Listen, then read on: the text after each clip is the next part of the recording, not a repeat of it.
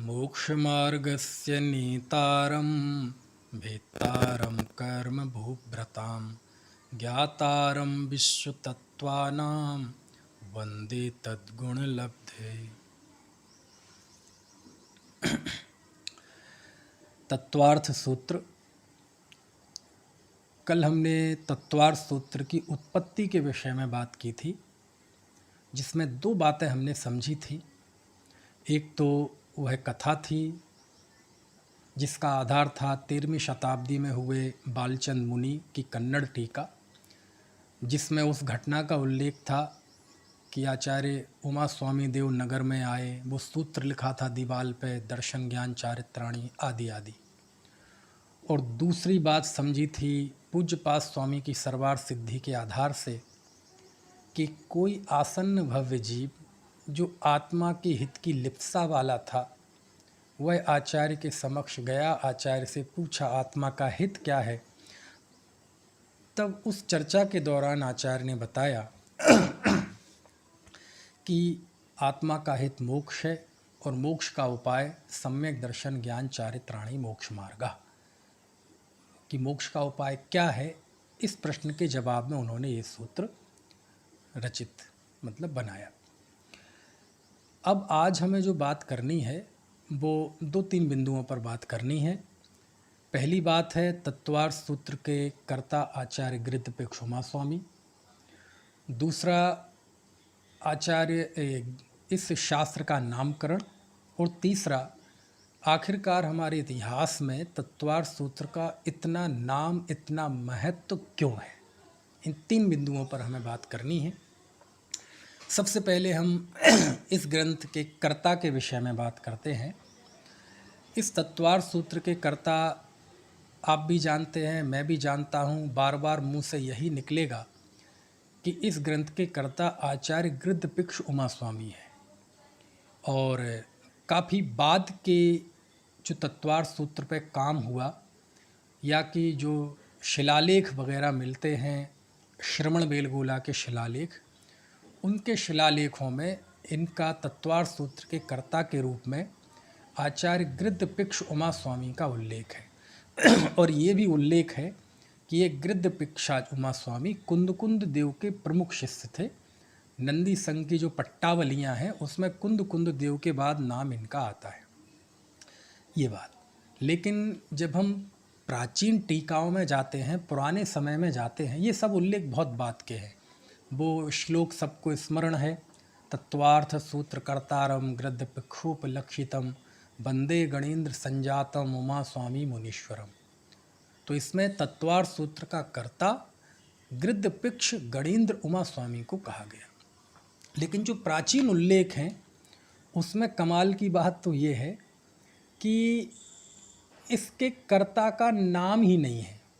आप जाओ जैसे सर्वार सिद्धि, इस ग्रंथ की उपलब्ध टीकाएं जो आज हमारे सामने हैं, उसमें सबसे प्राचीन टीका सर्वार सिद्धि है, लगभग आज से 1500 साल पहले 5वीं शताब्दी की, आचार्य पूज्यपाद स्वामी द्वारा रचित। उनका मूल नाम तो देवनंदी था, लेकिन वो पूजा की थी देवताओं ने, तो आज उनका पूज्यपाद नाम प्रसिद्ध हो गया।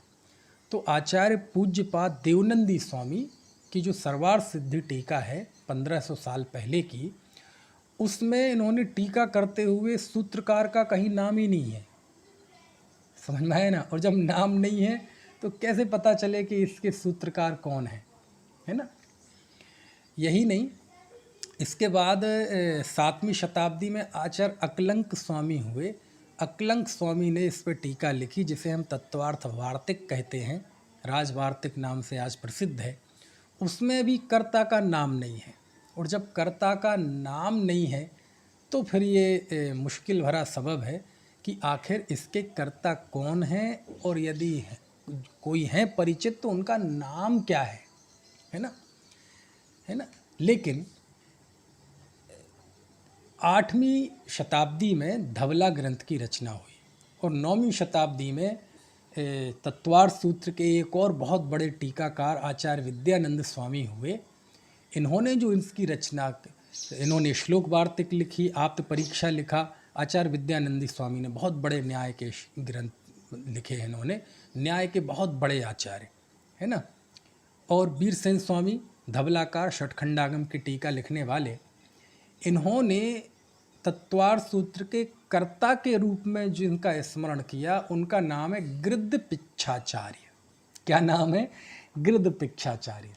वीरसेन स्वामी ने धवला में एक जगह जो तत्वार्थ सूत्र का 5वां सूत्र है, 5वां अध्याय और उसका 22वां सूत्र है, उसकी विषय वस्तु का स्मरण किया और उन्होंने लिखा, गृद्धपिच्छाचार्य द्वारा रचित तच्चथ्य सुत्ते तत्वार्थ सूत्र में ऐसा माना गया है।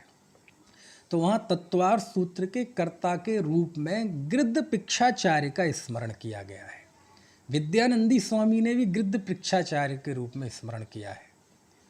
तो इसका मतलब साफ हो गया कि उस समय तक गृद्धपिच्छाचार्य हमारी दिगंबर परंपरा में, अब ये भी दिगंबर श्वेतांबर का नाम नहीं लें तो प्रचलित था, लेकिन लगभग 5वीं शताब्दी के थोड़े बाद 6वीं 7वीं शताब्दी, थोड़ा अभी ये सब प्राचीन बातें हैं, 50-100 साल आगे पीछे सब हो सकता है। एक वाचक उमा स्वामी का एक भाष्य है जिसका नाम है तत्वार्थादिगम भाष्य। इसका अध्ययन अध्यापन मुख्यतः से श्वेतांबरों में चलता है, दिगंबरों में नहीं चलता है। आगास से प्रकाशित भी हुआ बहुत पहले।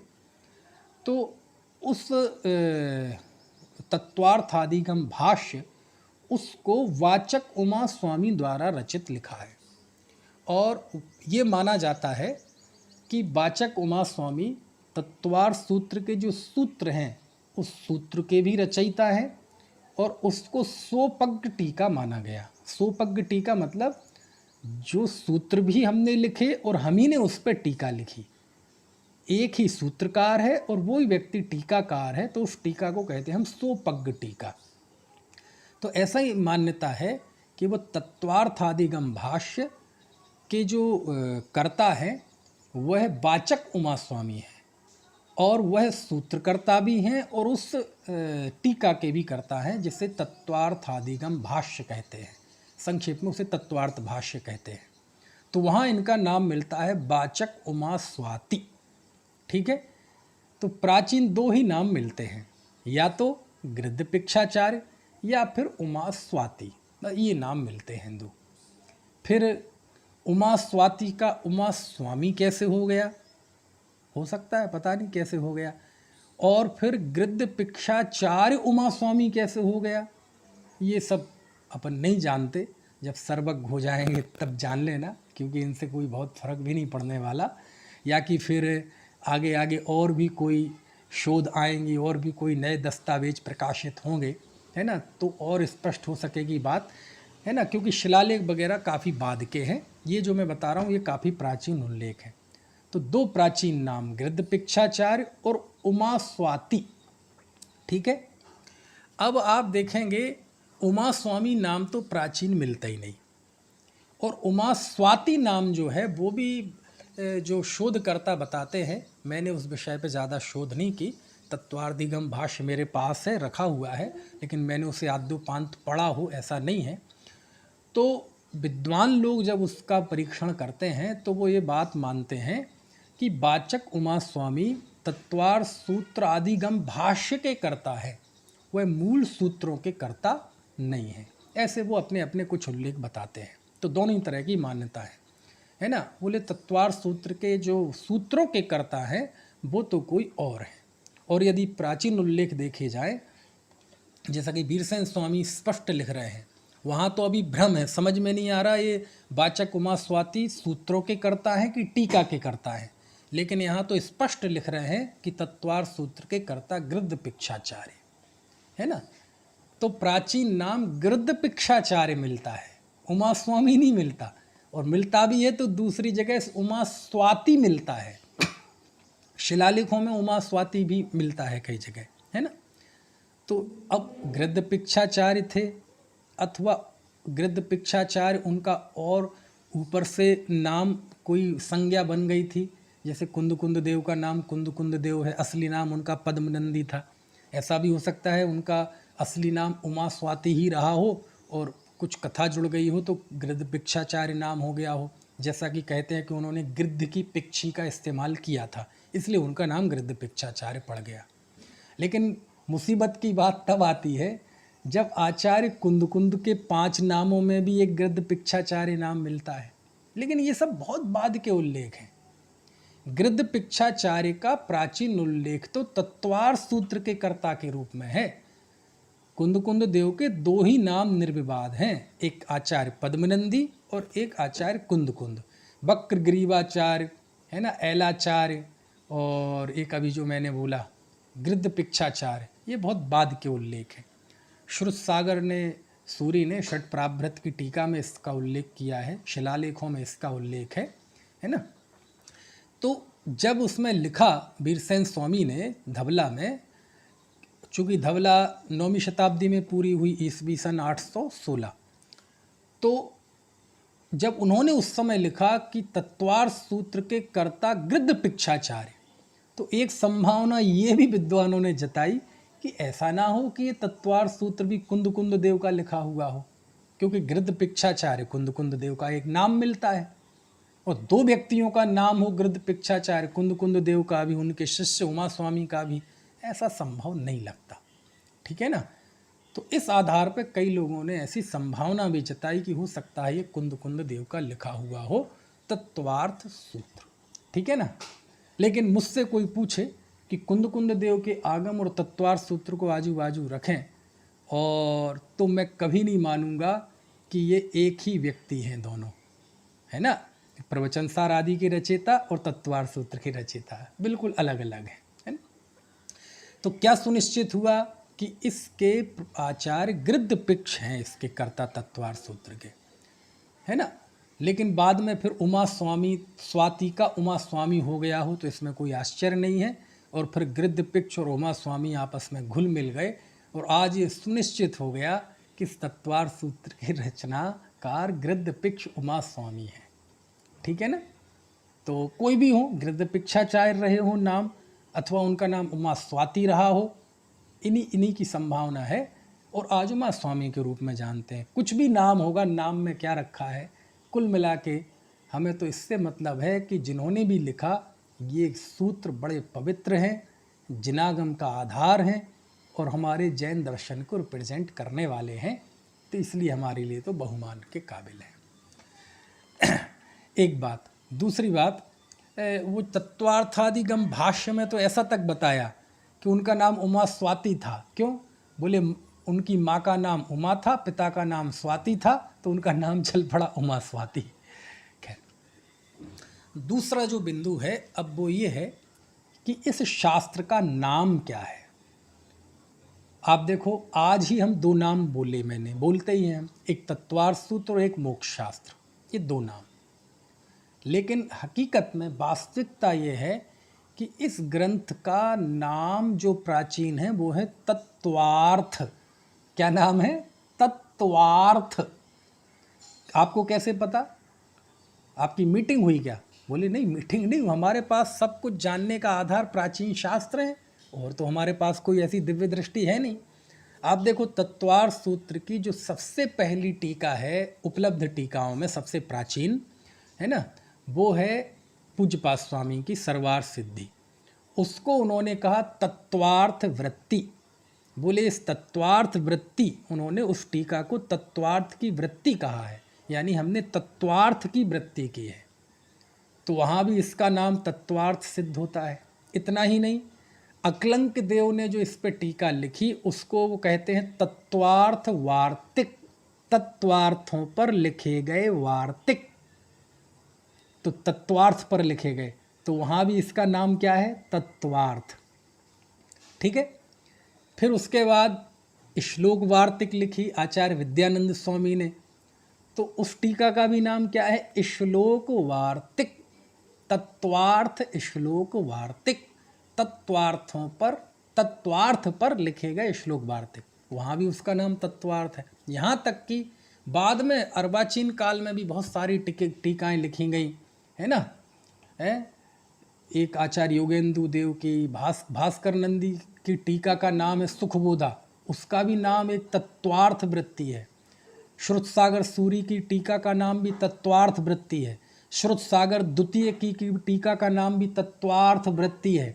आचार्य अमृतचंद ने भी इसका जो काव्यीकरण किया है उसका नाम भी तत्वार्थ सार है। दूसरी जगह जो प्रचलित है तत्वार्थादिगम भाष्य, उसमें भी मूल शब्द तत्वार्थ है। तो ये सारे उल्लेख बताते हैं कि इसका मूल नाम तत्वार्थ है। फिर सूत्र कैसे जुड़ गया? स्वाभाविक है, अब वो चूंकि सूत्रात्मक था इसलिए सूत्र जुड़ गया। तो किसने जोड़ दिया? कोई गलत किया क्या? नहीं, गलत नहीं किया। अरे बीरसेन स्वामी ने लिखा तत्वार्थ सूत्र में आचार्य गृद्धपिक्ष ने ऐसा कहा है, तच्चत्थ सुत्ते, धबला में तच्चत्थ सुत्ते तत्वार्थ सूत्र में। तो हो सकता है वहाँ से नाम चला हो। विद्यानंदी स्वामी ने भी तत्वार्थ सूत्र नाम लिखा है, तो सूत्र सहज में जुड़ गया। हालांकि वहाँ फिर एक दूसरी संभावना भी है, यदि भाषा की दृष्टि से देखें, व्याकरण की दृष्टि से, तो यदि हम कहते तत्वार्थ सूत्र में ऐसा कहा है, तो इसका समास विग्रह ऐसा भी होता है तत्वार्थ के सूत्र में ऐसा कहा है, यानी तत्वार्थ शास्त्र उसके सूत्र में ऐसा कहा है ना।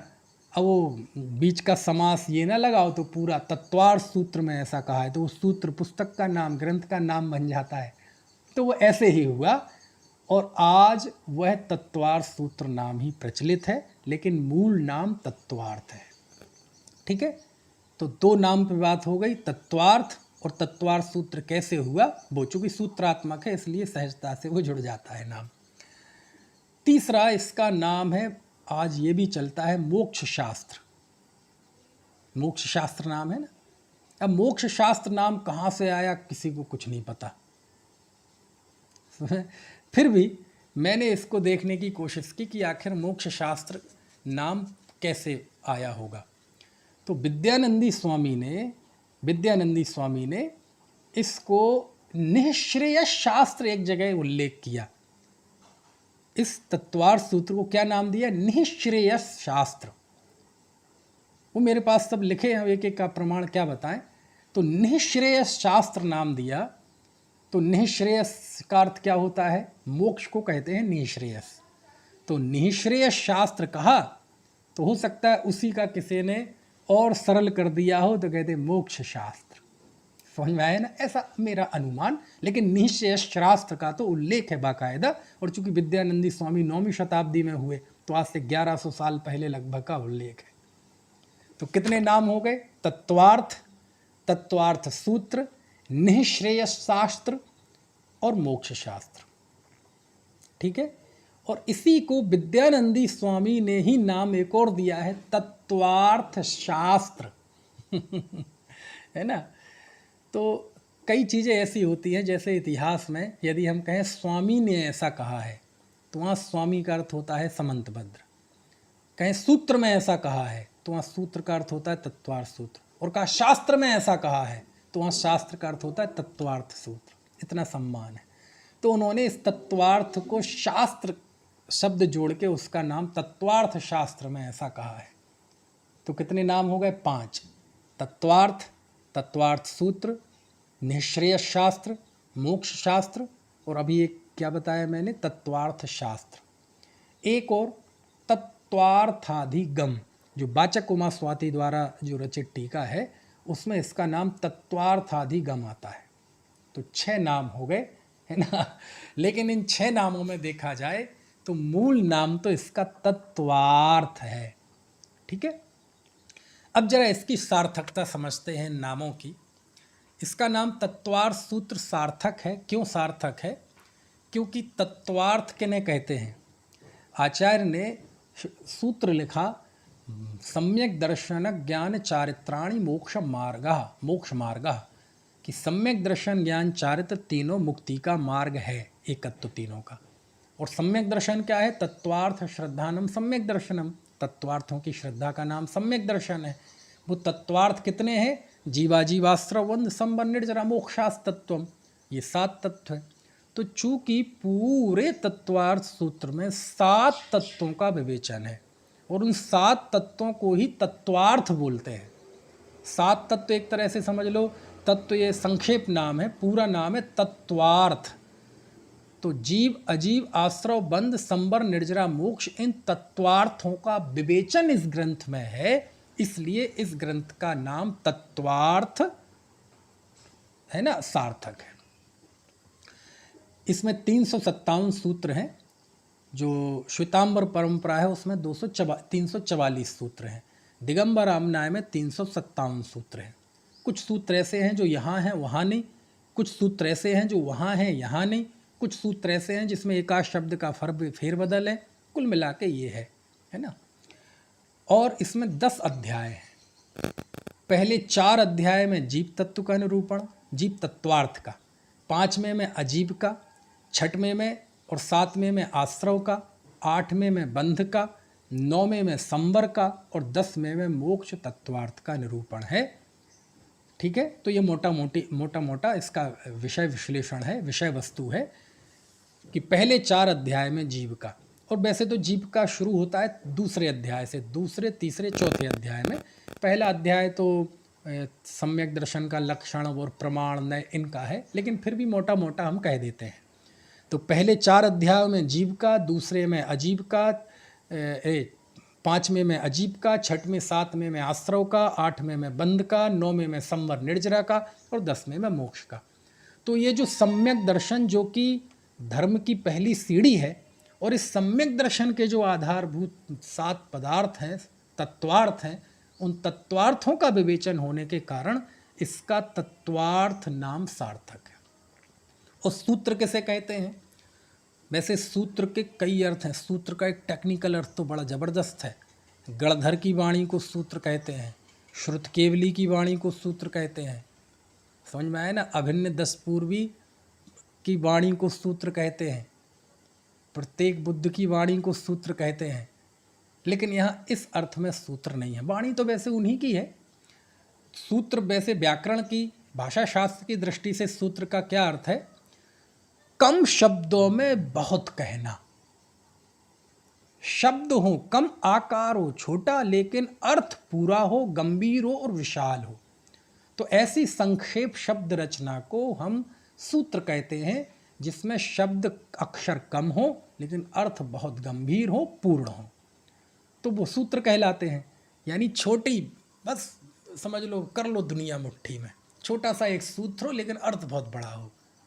तो इस अर्थ में तत्वार्थ सूत्र का यह नाम सार्थक है, क्योंकि तत्वार्थ में जो सूत्र हैं वो एक एक सूत्र इतना गंभीर अर्थ लिए हुए हैं, इतना गंभीर अर्थ लिए हुए हैं कि आप कल्पना नहीं कर सकते। समझ में आए ना। एक एक सूत्र पर बहुत ज़्यादा काम हुआ है। अरे आप देखें, आचार्य समंतभद्र स्वामी ने आज से लगभग 1800 साल पहले इसी तत्वार्थ सूत्र, ये तत्वार्थ सूत्र में देखो आप, सूत्र लिख दें तो 5-6 पृष्ठों में आ जाएंगे। अब 5-6 पृष्ठों की रचना में ताकत इतनी है कि समंतभद्र स्वामी ने इस पे एक टीका लिखी, गंधहस्ती महाभाष्य, और वो 84,000 श्लोक प्रमाण है। कितनी विशाल टीका। आप देखो आज जो 16 भागों में धबला प्रकाशित है उसका 72,000 श्लोक प्रमाण है।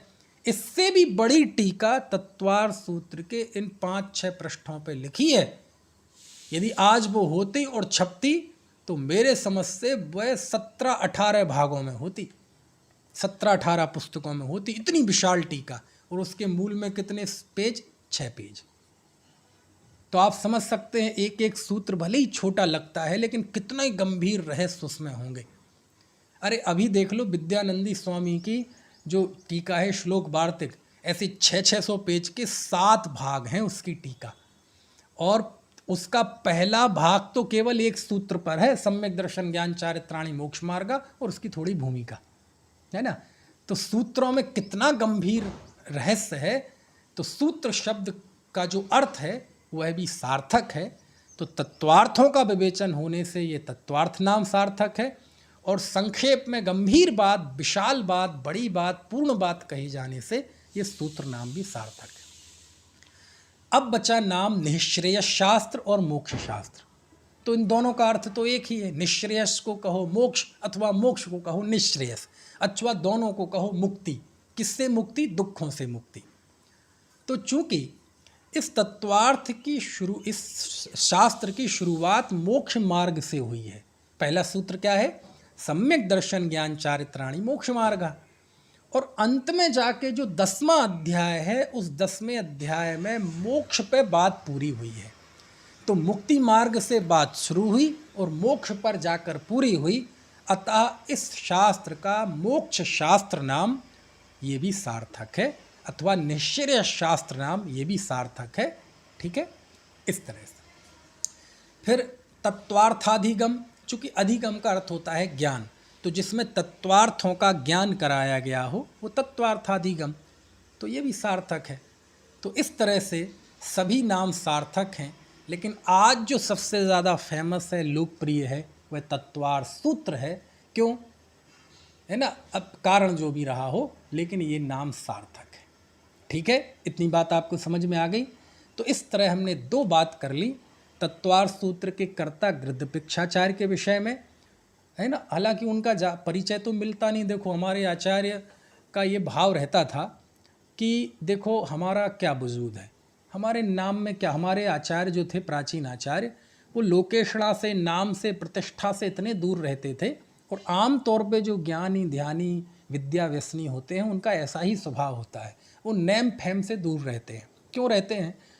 अभी हमारे यहाँ देख लो, इतिहास में जाओ, पद्मनंदी नाम के कितने आचार्य हुए, शुभचंद्र नाम के कितने आचार्य हुए, समझ में आया ना। समंतभद्र नाम के कई आचार्य हुए, प्रभाचंद्र नाम के कई आचार्य हुए, देवसेन नाम के कई आचार्य हुए। आज भी देख लो, यदि भारत के 135 करोड़ लोगों की सूची निकाली जाए तो मनीष नाम के हजारों हैं, राजेश नाम के हजारों हैं, सुरेश नाम के हजारों हैं, अमित नाम के हजारों हैं, राजकुमार नाम के हजारों हैं। महिलाओं में जाएं, आरती, पूजा, सुनीता, बबीता, ललिता, शशि, प्रभा, हजारों मिल जाएंगे। तो बोले नाम में क्या रखा है। चक्रवर्ती भी गया था ना वो विषपशिला पे अपना नाम लिखने के लिए, तो किसी एक चक्रवर्ती का नाम मिटा के अपना नाम लिखना पड़ा था। उस शिला पे जगह नहीं थी कहीं कि हम अपना नाम लिख सकें, पूरी भरी पड़ी थी पुराने चक्रवर्तियों के नामों से। इसलिए हमारे आचार्य देव नाम में ज़्यादा विश्वास नहीं रखते थे, और वो ये महसूस करते थे कि व्यक्ति को विशेष करने से राग द्वेष पनपते हैं। इसलिए हमारे यहाँ तो एकमात्र सर्वज्ञ का शासन है, जिनेंद्र देव का शासन है, हम उन्हीं के अनुशासन में हैं। इसलिए जो कुछ है सब कुछ उनका है। हमारी श्रद्धा, हमारा ज्ञान, हमारा आचरण उन्हीं से ही हमने सीखा है, उन्हीं का अस्तित्व है, हमारा कहाँ है। तो इस भाव के कारण से वो अपना कहीं परिचय नहीं देते थे। वो परिचय नहीं दिया उन्होंने, तो परिचय नहीं देने की कारण था उनके हृदय की पवित्रता।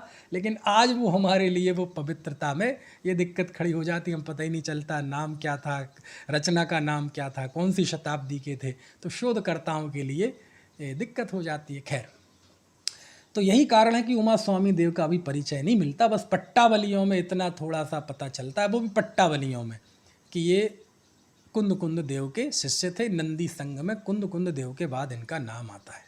ठीक है, चलिए, वो भी एक उल्लेख है शिलालेख में, कोई पुराने शास्त्रों में नहीं मिलता। अब हम तीसरे बिंदु पर बात करते हैं, और ये बिंदु बहुत ही रोमांच पैदा करने वाला है। और वो बिंदु ये है कि आखिर तत्वार्थ सूत्र इतिहास में इतना लोकप्रिय क्यों हुआ। आप देखो, शताब्दियां बदल गई कि नहीं, माहौल बदल गया, सब कुछ बदल गया, लेकिन आज भी तत्वार्थ सूत्र का महत्व कम नहीं हुआ।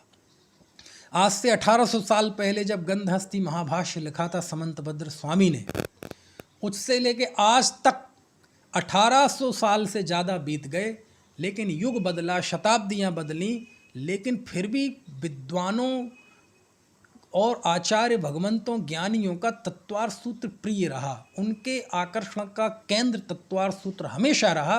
कभी तत्वार्थ सूत्र का तेज कम नहीं हुआ, उसका आभा मंडल, उसका प्रभाव कम नहीं हुआ। आखिर ऐसा क्यों हुआ?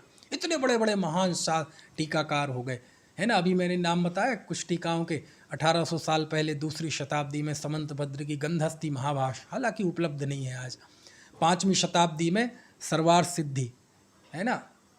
7वीं शताब्दी में अकलंक देव की तत्वार्थ वार्तिक, 9वीं शताब्दी में श्लोक वार्तिकी, तो प्राचीन टीकाएं हैं। और उसके बाद योगेंदु देव की, है ना, भास्कर नंदी आचार्य की, श्रुतसागर सूरी की, अमृतचंद आचार्य की, बालचंद मुनि की, कितनी टीकाओं के नाम लें। ऐसे विद्वानों ने बताया 1000 से ज़्यादा इस पे काम हुए हैं, टीका व्याख्या भाष्य सब मिला के 1000 से ज़्यादा, भले ही आज उपलब्ध ना हो। समझ में आया ना। अभी मैं जहाँ बैठा हूँ लगभग 14-15 तत्वार्थ सूत्र तो मेरे पास हैं अभी आँखों के सामने। तत्वार्थादिगम, सर्वार्थ सिद्धि, राजवार्तिक, तत्वार्थ वृत्ति, चेतन दास जी की टीका, राम जी भाई की टीका, पंडित कैलाश चंद जी की टीका, ऐसे ऐसे 15 किस्म के तत्वार्थ सूत्र तो मेरे पास हैं।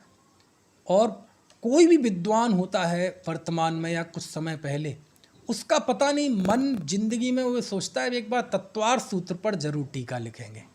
समझ में आए ना। है तो प्राचीन आचार्यों ने, वर्तमान के विद्वानों ने, सबने इस पे बहुत काम किया है ना। विद्वानों में देख लो, पंडित कैलाश चंद जी, पंडित पन्ना लाल जी, पंडित फूलचंद जी, सबने तत्वार्थ सूत्र पर टीकाएं लिखी हैं, है ना। डॉक्टर भारल साहब ने टीका लिखी, पंडित राम जी भाई दोषी ने टीका लिखी। और वर्तमान के भी बहुतेरे साधु संतों, अर्जिकाओं, ब्रह्मचारी विद्वानों ने भी टीकाएं लिखी हैं। और आप कोई भी ऐसे मंदिर में चले जाएं जहां बहुत लोग दर्शन करने आते हों, किसी कस्बे शहर के, वहां आप शास्त्र भंडार में चले जाएं अथवा उनकी अलमारी में देख लें, तो कोई ना कोई एक ऐसा तत्वार्थ सूत्र किसी विद्वान, किसी आचार्य त्यागी वृत्ति का काम उस पर जरूर मिल जाएगा जिसको आपने सुना ही नहीं होगा। सैकड़ों की तादाद में इस पे काम हुआ है, हर काल में हुआ है, हर शताब्दी में हुआ है। तो फिर ये प्रश्न उठता है कि आखिरकार इस तत्वार्थ सूत्र में ऐसा है क्यों इतना लोकप्रिय हुआ है, क्या कारण है, क्या वजह है कि ये बिल्कुल ऐसी तत्वार्थ सूत्र कामधेनु गाय है कि इसमें से दूध निकलता जाता है लेकिन कम ही नहीं होता। ये ऐसा कल्प वृक्ष है कि इसमें से निकलते ही जाते हैं अर्थ अर्थ, टीकाएं, भाष्य, वार्तिक, व्याख्याएं, इसका तेज कम ही नहीं होता, ये कभी मन ही नहीं करता। तो फिर हमें जानना पड़ेगा कि तत्वार्थ सूत्र में आखिरकार ऐसा है क्या। कुछ बात समझ में आती। चलो ज़्यादा दूर मत जाओ, हम आपके इसके मंगलाचरण में ही बता दें। तत्वार्थ सूत्र का ये जो मंगलाचरण है, जो हमने अभी पढ़ा था शुरुआत में, मोक्ष मार्गस्य नेतारम भेत्तारम कर्म भूभृताम ज्ञातारम विश्व तत्वानाम वंदे तद्गुण लब्धये, आपको पता है इसका इतिहास क्या है? इस तत्वार्थ सूत्र के इस मंगलाचरण पर आचार्य समंत भद्रदेव ने 114 श्लोकों में इसकी व्याख्या की। इस 2 पंक्तियों के इस अनुष्टुप छंद पर 114 कारिकाओं में व्याख्या की, जिसे हम जानते हैं आप्त मीमांसा के नाम से। इसी का दूसरा नाम है देवागम स्तोत्र। और ऐसी मान्यता है कि ये गंधहस्ती महाभाष्य का मंगलाचरण है। तो आचार्य समंत भद्र स्वामी ने एक श्लोक में इतनी संभावना देखी, एक मंगलाचरण पर इतनी संभावना देखी कि उसमें से 114 श्लोक निकल गए और एक ग्रंथ निर्माण हो गया जिसका नाम है आप्ति मीमांसा। समझ में आती है बात?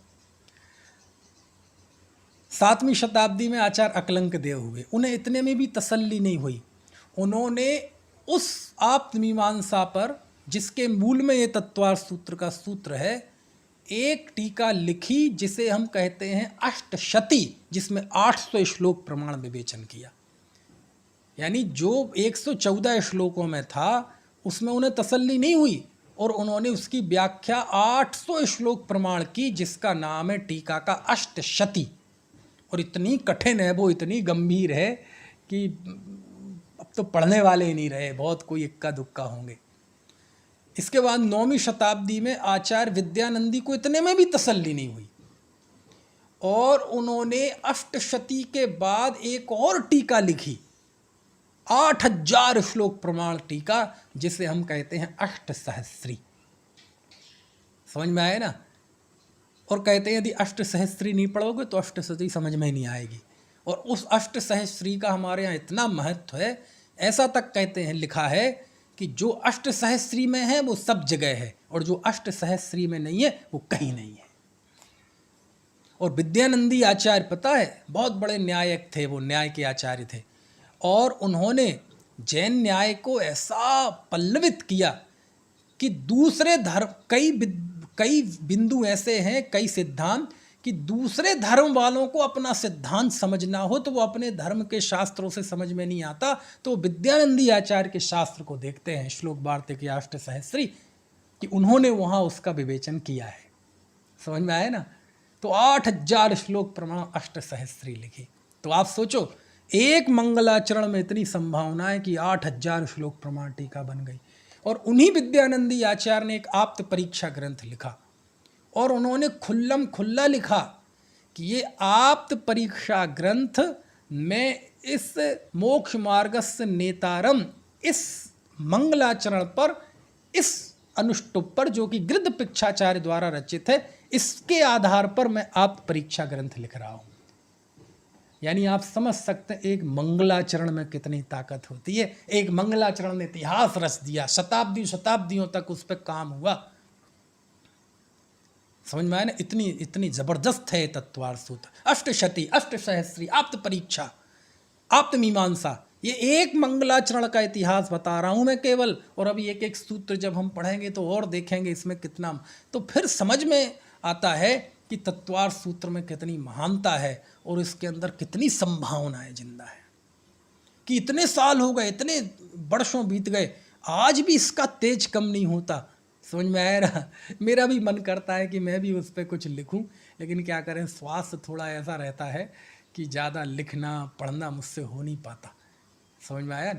लेकिन है ना, कभी हमने शुरू भी किया था, आज से 10-1 साल पहले तत्वार सूत्र की टीका लिखना शुरू की थी अपनी ओर से। 3-4 सूत्रों की लिखी भी थी और वो पेज भी पता नहीं कहीं मिल जाएंगे, पांडुलिपि तो पता नहीं, है ना। लेकिन मैं बताना चाहता हूँ कि कोई भी होता है उसका मन करता है हम तत्वार सूत्र पर कुछ लिखें। तो प्रश्न उठता है कि आखिर तत्वार सूत्र का इतना महत्व हमारी इस आगम परंपरा में, इतिहास में क्यों है? बस ये बिंदु आज हमें जानना है। शुरुआत कर देते हैं, आज पूरा तो नहीं हो पाएगा, ठीक है। तो इसके जवाब में सबसे पहला बिंदु ये है कि इसको समझने के लिए थोड़ा सा हमें फ्लैशबैक में जाना पड़ेगा। फ्लैशबैक तो आप जानते ना, आंख बंद करके पुराना समय की बीती घटनाओं को याद करना, इसे कहते फ्लैशबैक। अब आप तो उतना ही याद कर सकते हैं जितना आपको याद होगा, जिसकी आपकी उम्र होगी उससे कुछ कम। लेकिन आप इस समय के पहिए को पीछे घुमाइए और आज से लगभग 1900 साल पहले ले जाइए। उस समय जबकि हमारे जिनागम को लिखने का कार्य प्रारंभ हुआ था, हो चुका था, लेकिन ज़्यादा समय नहीं हुआ था। षटखंडागम लिखा जा चुका था, कसाय पाहुड़ लिखा जा चुका था आचार्य गुणधर स्वामी का, और कुंद कुंद देव के आगम लिखे जा चुके थे, और मूलाचार भी लिखा जा चुका था, और भगवती आराधना भी संभावना है, पक्का नहीं, लिखा जा चुका था, और यति वृषभाचार्य का तिलोय पंडित था, है ना। लोक विभाग भी संभव होगा सर्वनंदी का, लेकिन अब वो उसके विषय में शोधकर्ताओं में अभी थोड़ा सा चल रहा है। तो बहुत ज़्यादा आगम नहीं लिखा गया था, लेकिन जितना भी लिखा गया था वो भी बहुत ज़बरदस्त था। लेकिन आपको पता है उस समय हमारे आचार्यों ने, आज से 2000 साल पहले जब जिनवाणी को लिखने की जिम्मेदारी उठाई और लिखना प्रारंभ किया, उस समय हमारे आचार्यों के समक्ष ये प्रश्न था कि हम किस भाषा में लिखें। आपको पता, हमारा जिनागम जब लिपिबद्ध करना शुरू हुआ किया आचार्यों ने, दूसरे धर्मों में विपुल साहित्य लिखा जा चुका था, विपुल साहित्य लिखा जा चुका था, दार्शनिक हो, है ना, अथवा साहित्य हो, रामायण महाभारत ये पहले के हैं सब, है ना। तो बौद्धों का भी बहुत उन्होंने संकलन कर लिया था। जैन आचार्यों ने बहुत बाद में लेखनी चलाई, बहुत देर से चलाई। क्यों चलाई, अब इसका जवाब अभी मैं नहीं दे रहा। श्रुतावतार के मेरे व्याख्यान है, उसमें मैंने इन सब बातों पर विस्तार से विचार किया है कि हमारे आचार्यों ने देर से लेखनी क्यों चलाई। तो वो आप देखना ज़रा, श्रुतावतार के व्याख्यान यूट्यूब पे हैं, मेरे लगभग 70 व्याख्यान हैं, और वो होने तो कई सैकड़ों में थे, लेकिन बीच में वो लॉकडाउन ख़त्म हो गया तो रुक गए। बहुत मार्मिक व्याख्यान है वो, उसमें मैंने सब बताया है।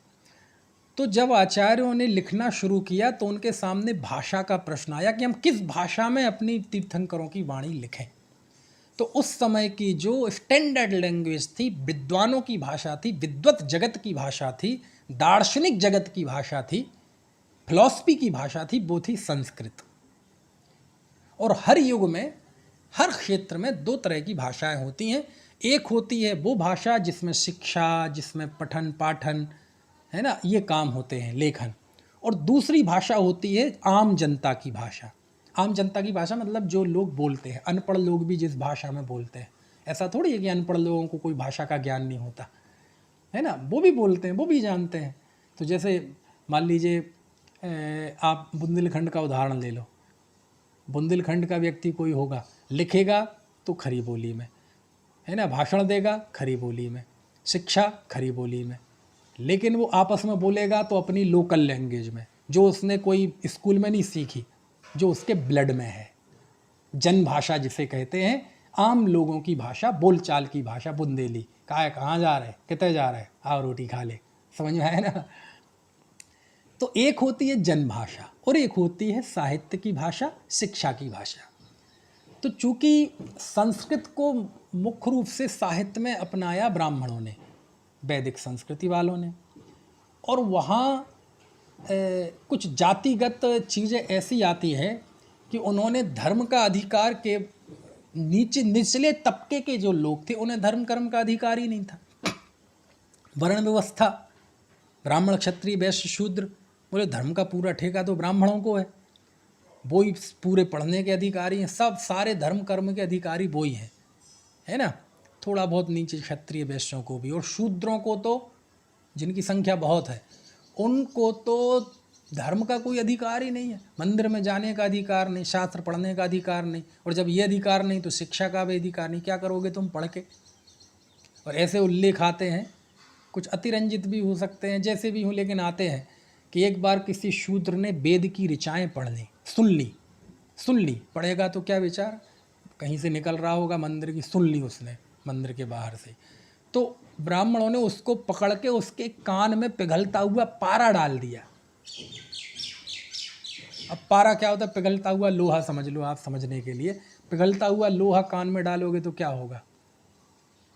इतनी कट्टरता, यानी वो धर्म को, भाषा को, संस्कृत को वो इतना मानते थे कि इन सब का तो अधिकार ही नहीं है। तो उन्होंने धर्म के द्वार थोड़े लोगों के लिए खोले, बहुत संकीर्णता थी। उनके धर्म के प्रवेश का जो रास्ता था बहुत छोटा था, उसमें शूद्र नहीं घुस सकते, है ना। लेकिन चूंकि वास्तविकता तो ये है कि धर्म करने का अधिकार तो सबको है, समझ में आया ना।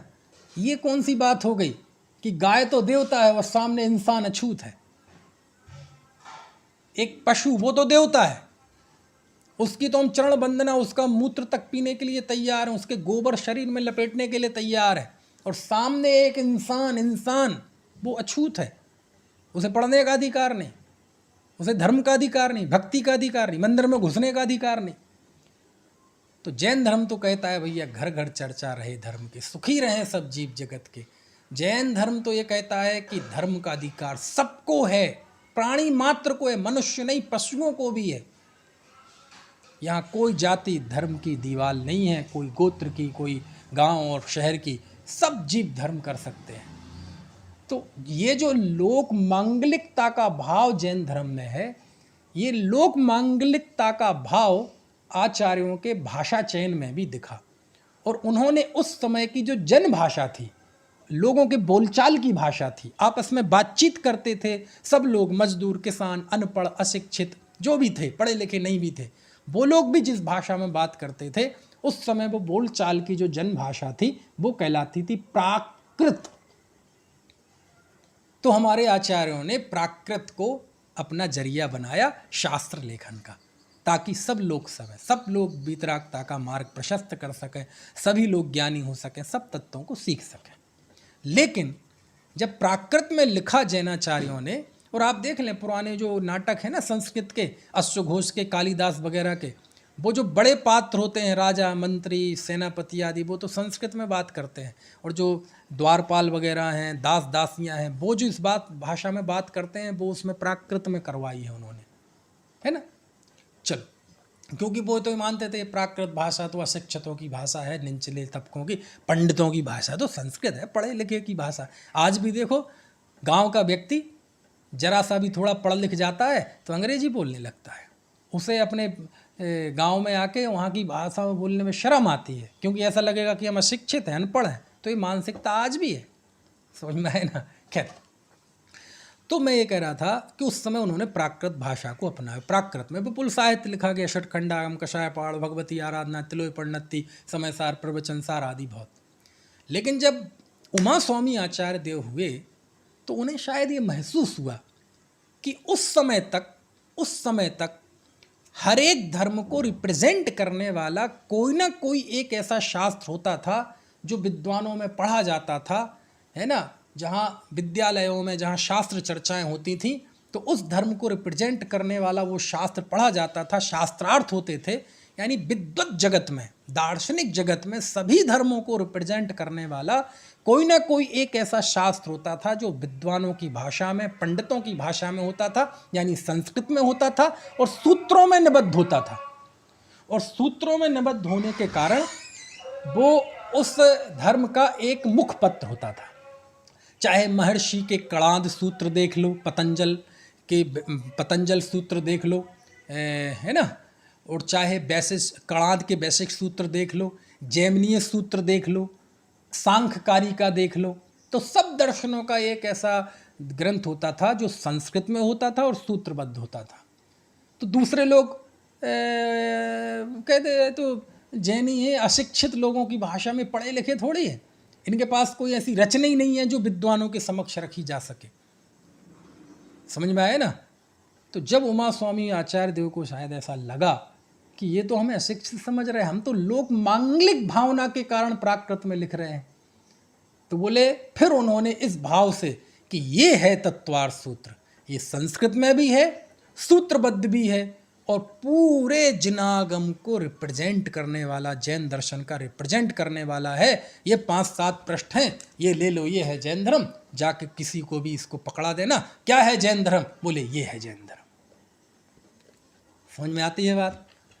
तो उस समय रिप्रेजेंट करने वाला संस्कृत में पहला सूत्रात्मक ग्रंथ लिखा, और जब लिख गया तो हमारे बाकी जो आचार्य थे, ज्ञानी थे, वो उस पर इतना रीझे कि इतिहास बन गया। समझ में आए ये बात, समझ में आई कि नहीं। एक बिंदु।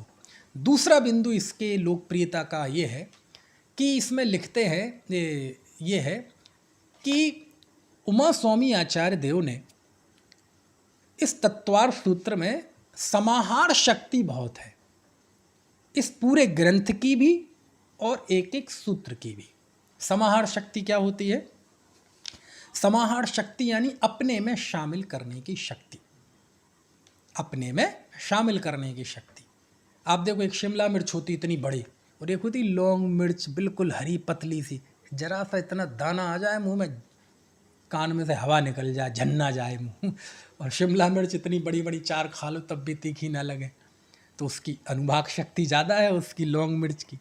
तो ऐसे ही तत्वार्थ सूत्र की समाहार शक्ति बहुत है। समाहार शक्ति यानी उस समय तक उमा स्वामी देव के समक्ष जो उपलब्ध आगम था, उस उपलब्ध आगम में जितनी जितनी हमारे शास्त्र की पद्धतियाँ विकसित हो चुकी थी, उन्होंने सबको अपने में शामिल कर लिया। कुंद देव की अध्यात्म की शैली, द्रव्यान योग की शैली, वो भी तत्वार्थ सूत्र में है। समझ में, सद्रव्य लक्षणम, उत्पाद व्यय द्रव्योक्तम सत, गुण पर्याय व द्रव्यम, उपयोगो लक्षणम, प्रमाण नैरधिगम, ये जो सूत्र हैं ये सब कुंद देव और अध्यात्म और उनकी द्रव्यान योग की प्ररूपणाओं से ही तो लिए गए हैं। आप देखो, कुंद देव का एक पंचास्तिकाय में गाथा है, दब्बम सल्लक्षणयम उपादव्य धुबत्त संयुक्तम गुणपज्जासयम व जमतम सब बंडू, क्या है, भणंती सब बंडू।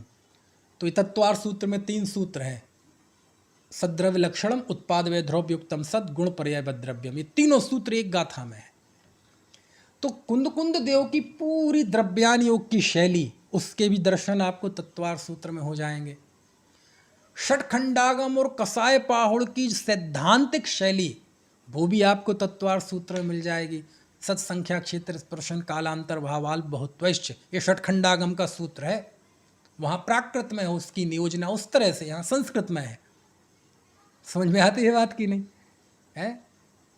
तो ये, और उस समय तिलोय पंडिती अथवा लोक विभाग भी यदि रहा होगा तो वो करणान योग की शैली, 3 लोक का नक्शा, भू ऊर्ध्वलोक, मध्यलोक, अधोलोक, काल परिवर्तन, है ना, आर्य अनार्य, उत्सर्पणी अवसर्पणी, ये सारा विवेचन जो उस करणान योग के ग्रंथों में उस समय तक लिखा जा चुका था, वो करणान योग के सूत्र भी इसमें है। और मूलाचार, और यदि एक संभावना है तो भगवती आराधना, वो चरणान योग की शैली, आचरण को बताने वाली शैली, वो विषय भी इस तत्वार्थ सूत्र में आपको मिल जाएगा।